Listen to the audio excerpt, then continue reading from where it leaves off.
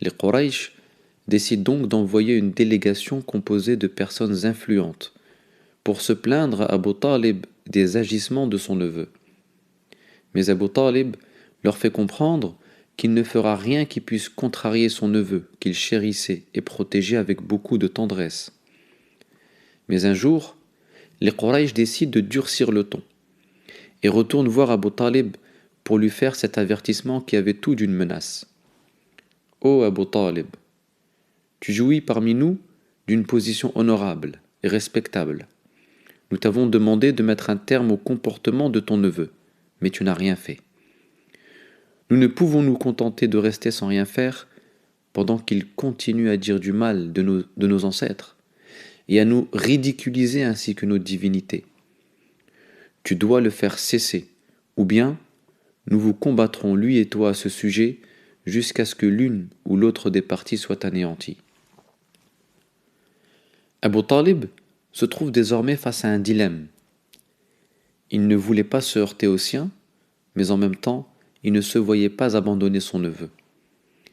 Il décide donc de confier son ressenti au prophète alayhi salatu wassalam en lui disant « Mon cher neveu, tu vois la difficulté de ma situation. Ne mets pas ma vie et la tienne en danger, et ne m'impose pas une charge que je ne pourrai supporter. » Mais le prophète alayhi salatu wassalam répond avec une force enveloppée de tendresse. « Mon cher oncle, s'il venait à placer le soleil dans ma main droite et la lune dans ma main gauche, en échange de mon silence, je n'en ferai rien, jusqu'à ce que Dieu fasse triompher ce message ou que je trouve la mort. » L'émotion était telle qu'il avait les larmes aux yeux.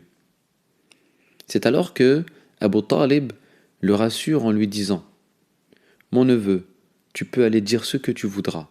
Tu auras toujours ma protection et je ne t'abandonnerai jamais. » Rassuré par le soutien de son oncle, le prophète alayhi salatu wassalam s'est aussitôt remis à prêcher son message. La menace des Quraysh n'ayant eu finalement aucun effet sur le prophète sallallahu alayhi wa sallam, ces derniers ont eu recours à la méthode du chantage.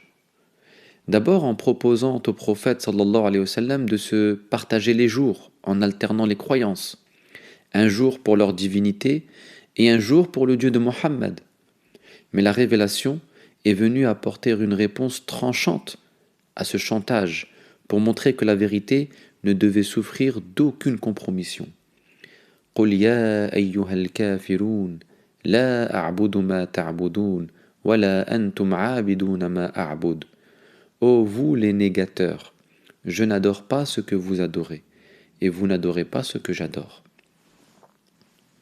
Puis, voyant que la persécution physique ne portait pas ses fruits et qu'aucune compromission n'était possible, ils ont eu l'idée d'éprouver Mohammed alayhi salatu wassalam par la tentation.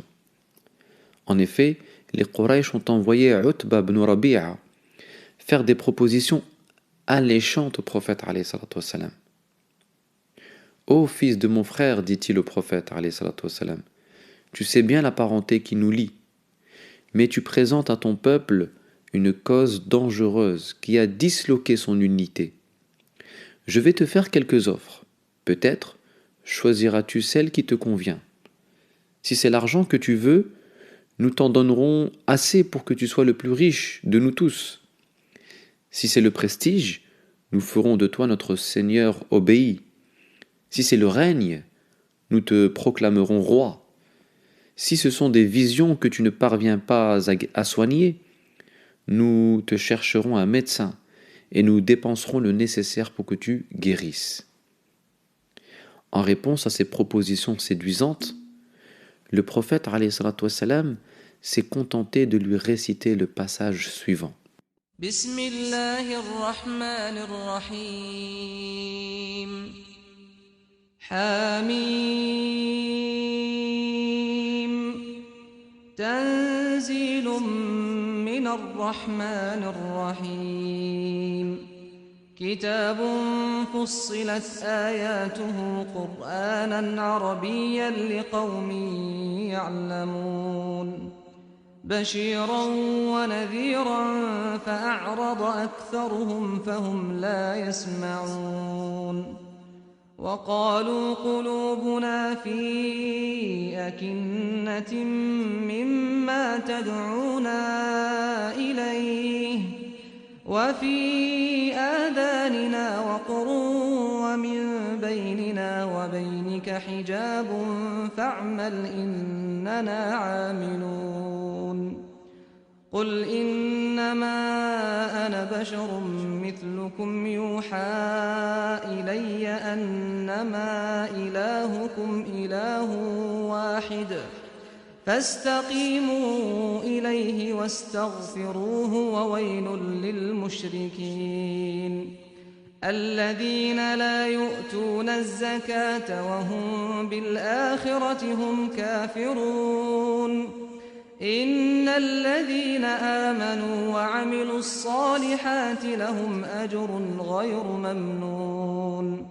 Suite à cela, Utba s'est levé la main sur le front comme si la foudre s'était abattue sur lui et s'en est allé avertir les Quraysh de laisser Mohammed tranquille, car les paroles qu'il apporte sont grandioses.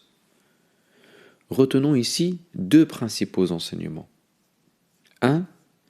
Il est plus difficile de résister aux tentations matérielles qui titillent le côté charnel de l'âme que de supporter les coups de la torture physique. Utba a proposé au prophète ﷺ tout ce qui peut séduire un homme, argent, prestige, pouvoir, santé. Mais le prophète ﷺ s'est montré complètement insensible à ces propositions matérielles qui relèvent des illusions trompeuses de la dunya. En effet, toute chose perd sa valeur illusoire au regard de celui qui est habité par Dieu. Celui qui vit avec Dieu n'accorde aucune importance aux choses évanescentes de la vie.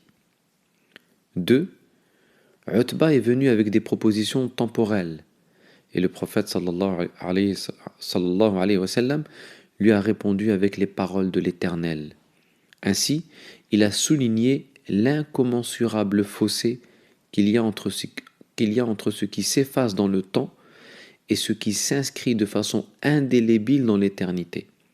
Le Coran est la lumière de Dieu qui permet d'éteindre les fausses lumières de la dunya.